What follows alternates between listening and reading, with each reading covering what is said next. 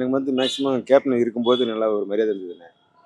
இந்த அம்மா வந்த பிறகு கொஞ்சம் சரி பேச்சுவார்த்தை தம்பி பேசினாப்புலைங்க மேடையில். அப்போ எனக்கு கொஞ்சம் மனசு கொஞ்சம் கஷ்டமாயிருச்சு. ஏன்னா விஜய் பற்றி பேச அந்த அளவுக்கு தகுதியில் தம்பிக்கு கொஞ்சம் இடம் பார்த்து பொருள் பார்த்து பேசியிருக்கலாம். அம்மா அங்கே போகிறதுக்கு எதிர்பார்த்துருந்தாங்க. எங்கன்னா நம்ம அதிமுகவில் பார்த்து ட்ரை பண்ணியிருந்தாங்க. கடைசியில் அவங்க பேர் ஆவுன்னு பேரன்னு பேசி அவநம்பிக்கை ஏற்படுத்துகிற மாதிரி ஒரு பிஹேவிங் வந்துச்சு அவங்கக்கிட்ட.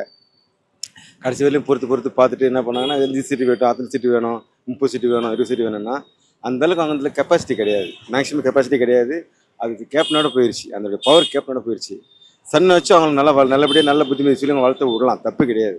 அவங்க போக்கிலே விட்டுறாங்க. எல்லாம் அவங்க ஃப்ரீ விட்டாலும் பரவாயில்லைங்க, அவங்க நல்லா பேசுவாங்க தம்பிங்க.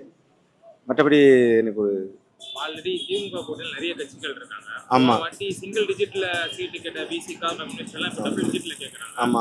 இப்போ பார்த்தா தேமுதிக உள்ள போயிடுச்சு. ஆமா. ஸோ என்ன மாதிரியான ஒரு சீட்டு பிரச்சனை இந்த ஒரு கூட்டணியில் உருவாகுறீங்க? அம்மா எதிர்பார்த்தாலும் சீட்டு கிடைக்காதுண்ணே. பெருமளத்தை மேடம் எதிர்பார்த்தாலும் சீட்டு கிடைக்காது.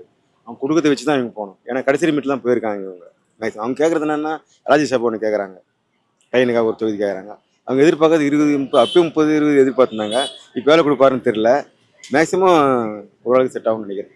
எவ்வளோ கேட்பாங்க எதிர்பார்க்குறீங்க? இவங்க கேட்பாங்கண்ணே, இவங்க 30 கேட்டு கேட்பாங்க, 20 கேட்பாங்க. அந்தளவுக்கு வயசு இருக்கு இவங்களுக்கு, கேட்பாங்க. ஆனால் அவங்க மேக்ஸிமம் 10க்கு மேலே தாண்ட மாட்டார். 10க்கு மேலே தாண்டாது, சான்ஸே கிடையாது. ஒரு 2 தொகுதி ராஜ்யசபா கேட்குறாங்க. அவங்க 2 பேருக்கு 2 இது கேட்குறாங்க. அவங்க ஒன்று கொடுப்பாங்க தம்பிக்காக, சண்முக பாண்டியங்க ஒன்று கொடுப்பாங்க. அந்த நம்பிக்கை எனக்கு. அதே மாதிரி கலைஞர் உயிரிழந்த டைம்லையும் சரி, விஜயகாந்த் சார் உயிரிழந்த டைம்லையும் சரி, கலைஞர் வந்து தொடர்ந்து கூட்டணிக்கு வருவார் எதிர்பார்த்தாரு. ஆனால் விஜயகாந்த் போவே இல்லை, வரல. இப்போ விஜயகாந்த் அவர்கள் இல்லை, ஆனால் திமுக கூட்டணி போயிடுச்சு. விஜயகாந்த் தொண்டர்கள் மத்தியில் இது ஒரு தாக்கத்தை ஏற்படுத்தும், பெரிய தாக்கம் ஏற்படுத்தினேன், பெரிய தாக்கம் ஏற்படுத்தும். ஏன்னா இப்போ ஒரு கிட்டத்தட்ட வந்து 1 மாதம் பார்த்தீங்கன்னா, இப்போ சொல்கிறேன்ட்டு யார் கூட்டணி ஜெயிக்கிற கூட்டி தான் நான் போவேன் அப்படின்னு சொல்லிட்டு பிடிவாதமாக இருந்தவங்க அங்கே போய் இங்கே போய் கடைசியில் இங்கே வந்து சேர்ந்துருக்காங்கன்னா அது ஜீரணிக்க, சில பேருக்கு அந்த கட்சி ஜீரணிக்க முடியாது.